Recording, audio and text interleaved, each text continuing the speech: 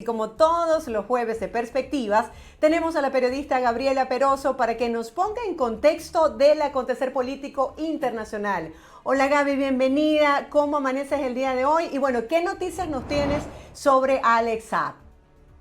Sí, muy buenos días, Marjorie. Como siempre, un placer acompañarles aquí cada jueves en la mañanita. Alex Saab enfrentó una nueva audiencia a la que no asistió, fueron sus abogados, porque como titulaba justamente la agencia AP, él está implorando ser declarado como diplomático para justamente evadir los cargos criminales que se le siguen acá en Estados Unidos. Recordemos que esta es una retórica vieja que vienen manejando los abogados, que le ha permitido ganar tiempo, incluso ganar meses en lo que es todo este proceso. Ellos habían asegurado que él estaba haciendo este tipo de viajes que terminaron en Cabo Verde, con dirección a Irán, porque precisamente era un enviado diplomático especial del régimen de Nicolás Maduro. Incluso Irán mandó hasta cartas para tratar de certificar que se trataba de un diplomático, y en el día de ayer ya se habló específicamente de este punto. Si bien se había mencionado en otras audiencias como uno de los puntos que tiene que ser esclarecidos antes de que se celebrara un juicio contra él, en el día de ayer 13 de los jurados escucharon parte de lo que son esos alegatos que hace Alex Saab, pero hay un punto fundamental aquí. Estados Unidos no reconoce como legítimo al régimen de Nicolás Maduro, y si no hay un embajador de Maduro aquí en Estados Unidos, mucho menos, y es muy poco probable que Alex Saab sí sea considerado un diplomático de un gobierno que no es reconocido por Estados Unidos, ya que ellos reconocen como legítimo es al gobierno interino de Juan Guaidó. Así que obviamente será la justicia la que lo haga. El reconocimiento es político de gobierno a gobierno. Sin embargo, la línea de Estados Unidos se ha mantenido intacta. Ellos han asegurado que esto podría lesionar, los abogados de Alex Saab, iba a lesionar la diplomacia internacional, porque imagínate, este caso iba a marcar un precedente en donde ya los diplomáticos estadounidenses no iban a poder ejercer sus funciones libremente, incluso en esos países que ellos llaman hostiles, porque están justamente creando un precedente de no reconocer a un diplomático. Sabemos muy claramente que él se convirtió en diplomático después de que fue detenido en Cabo Verde, y todos esos papeles están así, a pesar de que ellos han tratado de emitir con algunas autoridades de otros países que son amigas, papeles que de alguna manera son forjados, tratando de crear fechas anteriores. Realmente es un tema muy complicado. Seguimos esperando que este caso avance. Recordemos que el régimen de Nicolás Maduro ha tomado como bandera este caso de Alex Saab. Con él ha paralizado cualquier tipo de negociación en México, y lo ha utilizado como excusa, porque lo que vemos, y es un tema adicional que quiero colocar aquí en la mesa en el día de hoy, es que el régimen de Nicolás Maduro, de una manera muy habilidosa, está llamando a todos los actores que le interesan para hacer ese diálogo, no necesariamente en México. Vimos que el Foro Cívico justamente acudió a una reunión, y diversos sectores del país que han hecho un trabajo civil muy importante, muy necesario y muy válido dentro de Venezuela, se fueron a reunir porque, en definitiva, el tema de la ayuda humanitaria, de los enfermos en los hospitales, no puede esperar, y ellos necesitan agotar cualquier vía, y una de esas vías es justamente sentarse con el régimen de Nicolás Maduro. Es decir, en un lapso bastante breve, el régimen de Nicolás Maduro ha logrado sentar junto a ellos a importantes sectores civiles de Venezuela, y adicionalmente al propio gobierno de Estados Unidos.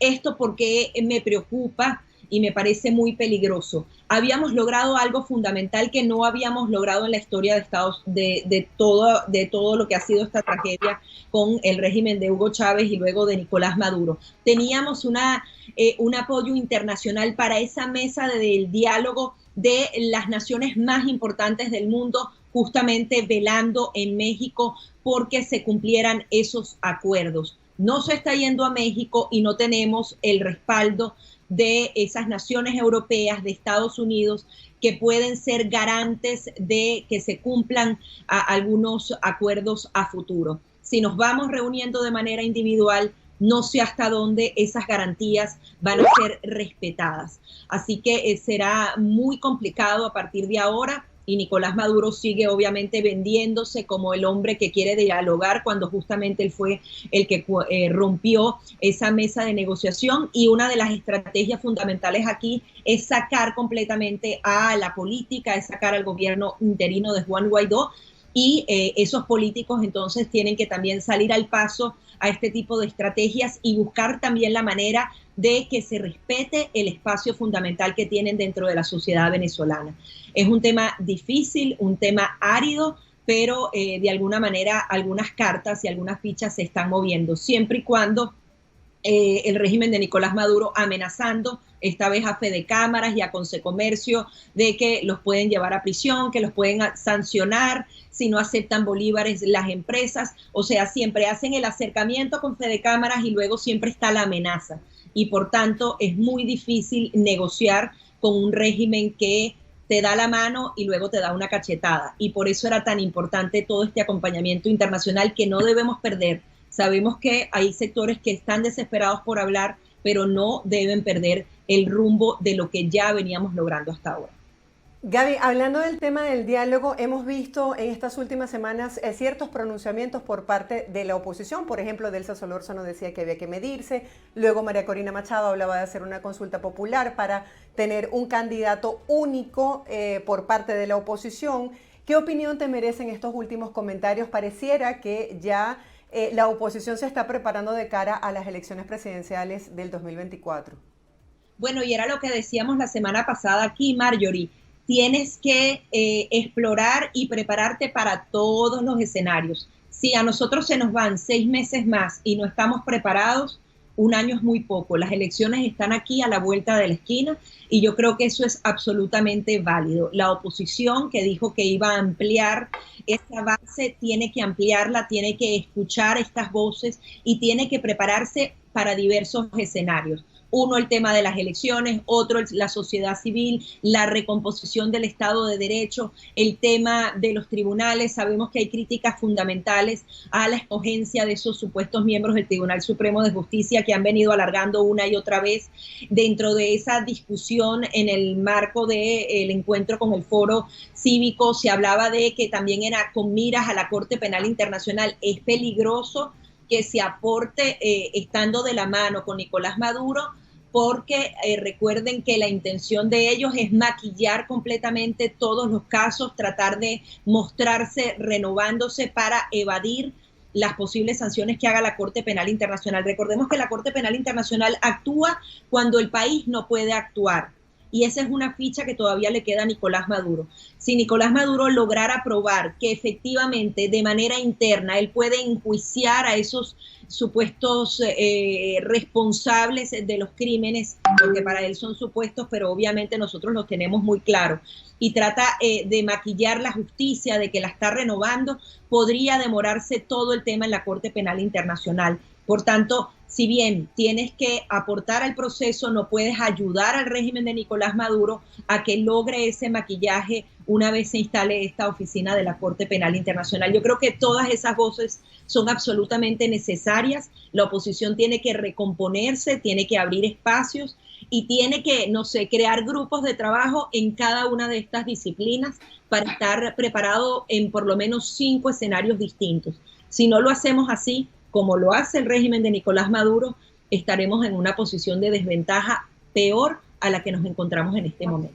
Sí, Gaby, otro tema que nos preocupa mucho es cómo está impactando la economía mundial lo que está ocurriendo en Rusia y Ucrania. Por ejemplo, la Agencia Internacional de Energía espera que a partir de este mes de abril desaparezcan 3 millones de barriles diarios de los 8 que exporta Rusia y habla de un posible shock petrolero por la falta de oferta. Dice que representa un riesgo real para el resto de las naciones del mundo y que se podrían incrementar aún más los precios del combustible a nivel mundial. Quisiera que nos hables un poco acerca de este impacto en América Latina y por supuesto en Venezuela. Si bien la escasez va a ser a todo nivel, y así lo han pronosticado los expertos, en el tema de alimentos, en el tema energético. Esto probablemente va a subir los precios del petróleo. Hemos visto que, bueno, la OPEP ha estado en una serie de reuniones. Ellos no necesariamente quieren subir las cuotas de petróleo porque les sale mucho mejor vender poco petróleo a un alto precio. Todo este tema de Rusia va a impactar en los próximos 3, 4 años a toda la economía mundial.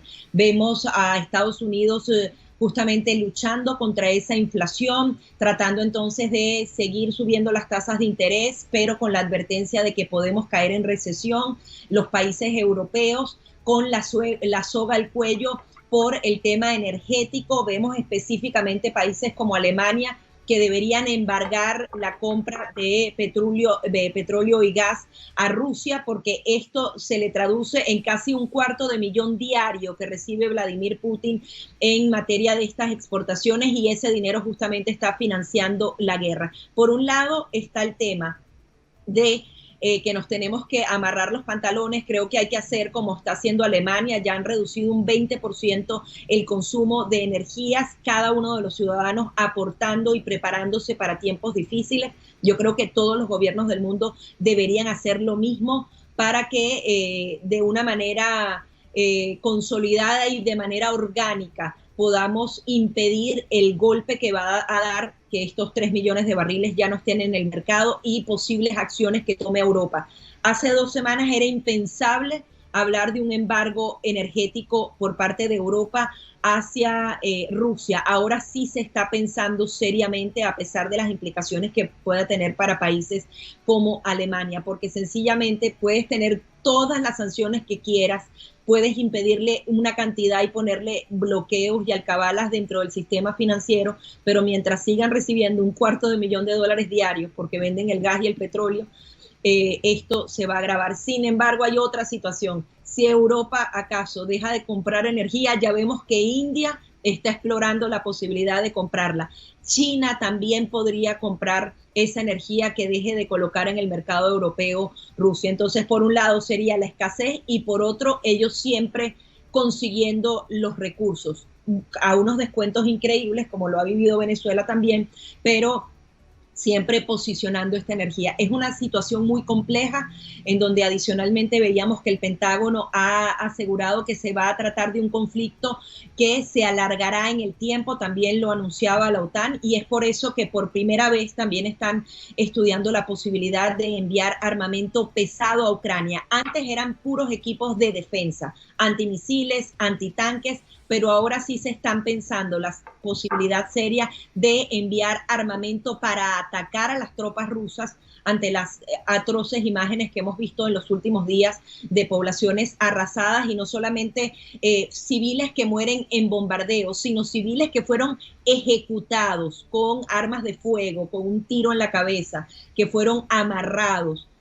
Justamente esto dibuja una cara muchísimo más cruda de la guerra, y esto hace que los países de Occidente tomen medidas mucho más agresivas. Sin embargo, pareciera que esto apenas está iniciando. Rusia pareciera que perdió terreno dentro de Ucrania, y hay quienes dicen es que ellos trataron de hacer esta guerra con ese armamento del siglo pasado, y pequeños drones muy livianos han justamente neutralizado a esos grandes tanques que ocupaban 8 kilómetros, que parecían una muralla inmensa para los ucranianos, y sin embargo los han hecho retroceder y moverse a otras zonas, buscando entonces un puente entre Crimea, o sea, tratando de que Rusia y Ucrania tengan un territorio común, y ellos siempre, como dice Estados Unidos, con la intención de apoderarse de todo el territorio ucraniano, pero con serias dificultades en el terreno.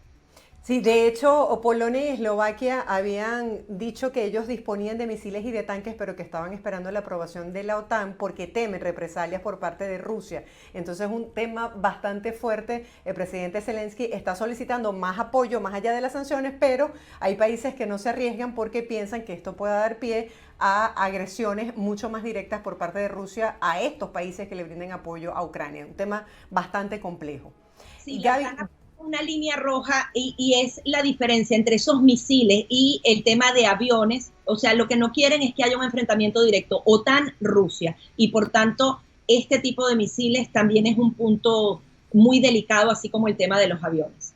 Así es, quisiera que nos brindaras una actualización de la situación de los venezolanos y las deportaciones en Estados Unidos. Sí, hay una cifra que preocupa muchísimo. Venezuela se acaba de convertir en el país que encabeza la lista de posibles casos de deportación, de esos casos nuevos de deportación. Aquí tengo algunas cifras. Se habla que desde octubre de 2021 a febrero de 2022, actualmente en cortes, sobre todo de Texas y de Florida, hay 57.800 casos de deportación en curso para los venezolanos. No han sido deportados, pero están siendo estudiados por estas cortes. Normalmente Venezuela, hace un año, estaba en el cuarto lugar. El primer lugar lo ocupaba Nicaragua, luego Honduras, luego Cuba y estaba de cuarto Venezuela.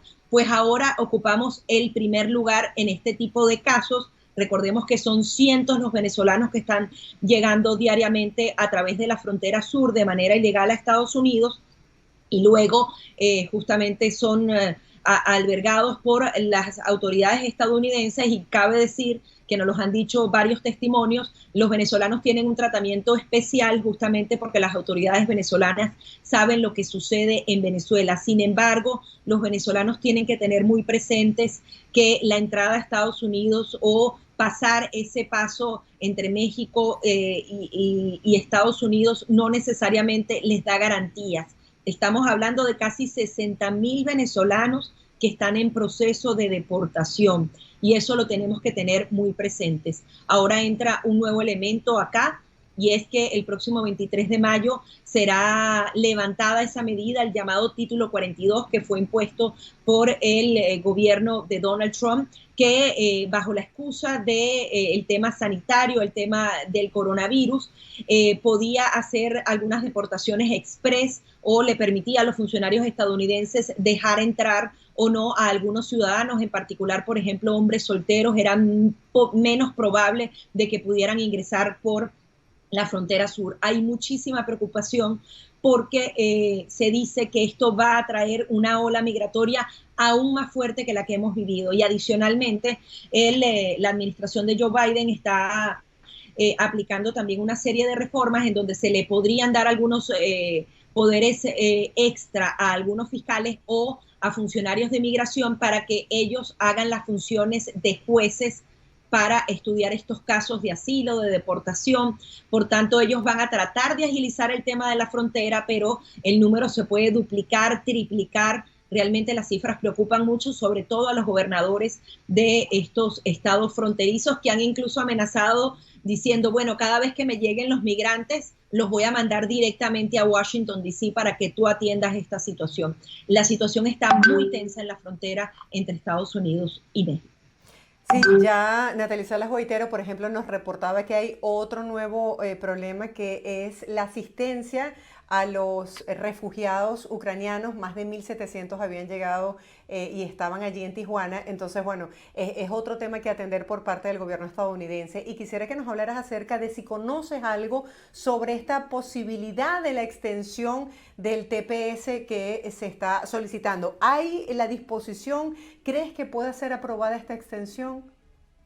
Mira, yo creo que es 98% seguro, porque ¿qué pasa? El TPS, primero, con todos los casos en el tema migratorio, hay muchos que ya se introdujeron y no han sido efectivamente aprobados, y por tanto ya ese lapso de año y medio está por vencerse, y algunos ni siquiera han gozado de este privilegio. Hay varios temas ahí importantes, el tema de los permisos de trabajo que también están retrasados, y normalmente las políticas migratorias, una vez se establecen, no las quitan de golpe, no van a decir que te voy a dar la protección por año y medio y luego te la voy a paralizar. Y sobre todo que estamos hablando de la administración de Joe Biden, que justamente avala y respalda este tipo de protección adicional a algunas nacionalidades. Yo creo que es un hecho que se vaya a aprobar. Lo que no sabemos es la nueva petición que hacía el embajador Carlos Vecchio, y también lo hacían algunos congresistas, senadores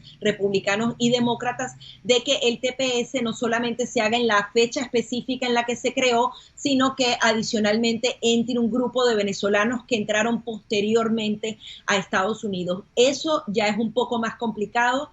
será la administración de Joe Biden la que lo determine, pero yo creo que el TPS, que ya fue aprobado a los venezolanos, que está en proceso, que se extendió el lapso para que ellos lo pudieran someter a las autoridades estadounidenses, seguramente se va a aprobar muy pronto, y el tema es que se agilicen esos permisos de trabajo o se le dé algún tipo de extensión a los ya existentes, porque hay muchas personas que estaban trabajando y tuvieron que abandonar sus puestos de trabajo porque no han podido renovar el permiso de trabajo. Y esto, bueno, no solamente se da con los venezolanos, eso es un retraso generalizado que ya venimos arrastrando desde la pandemia.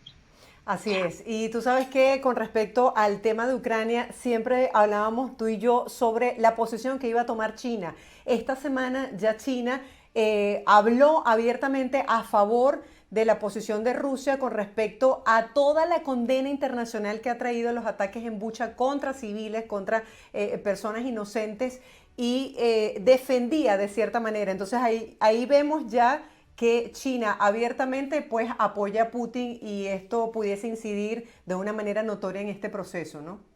Sí, bueno, estaba leyendo algunos artículos de expertos en la materia y me hicieron cambiar un poquito de opinión. Primero que nada, China el fin de semana se reunió con Europa y dijo, yo voy a promover la paz a mi manera, y criticó esas sanciones de Occidente. Entonces ahí decimos, ¿cómo es posible? China no está condenando las agresiones. China siempre va a ser antiimperialista, antioccidente, y se va a mantener en esta posición. Pero ahora, si lo vemos del otro lado, y si Rusia estaba esperando un apoyo mucho mayor de China y China no se lo está dando, porque Rusia le representa un 4, un 10% de su comercio versus todo el comercio que representa Estados Unidos y Europa. Dicen que China es el gran ganador de todo este proceso, porque con el declive de una potencia mundial como lo era Rusia, que era justamente la antítesis de Estados Unidos, el enemigo común de un imperio a otro, el declive de ese imperio ruso es el ascenso del imperio chino, justamente buscando esa bipolaridad mundial. Por tanto, China puede jugar a coquetear con Rusia, pero todo el conflicto le beneficia. También le ha fortalecido su moneda, le ha fortalecido todos estos sistemas fantasmas que utilizan para evadir sanciones. Ellos ganan por todos lados y parece que están abrazados con Rusia, pero no lesionan a Occidente, y Occidente obviamente tiene que estar muy cuidadoso, porque sancionar a China, si Rusia está haciendo tanto daño y es una economía pequeña cuando la comparamos con las grandes potencias económicas del mundo, imagínate irse contra China.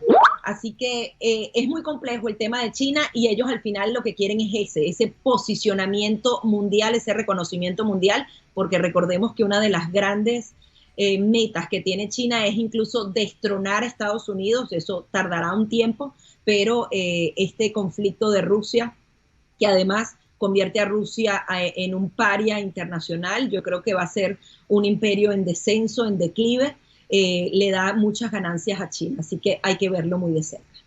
Así es. Además que China se está viendo afectada en este momento por el nuevo confinamiento producto de la pandemia y las críticas que ha traído el hecho de que hayan separado a los niños de sus padres producto del confinamiento. Esto ha sido bien criticado, y además que ha afectado el confinamiento a la producción.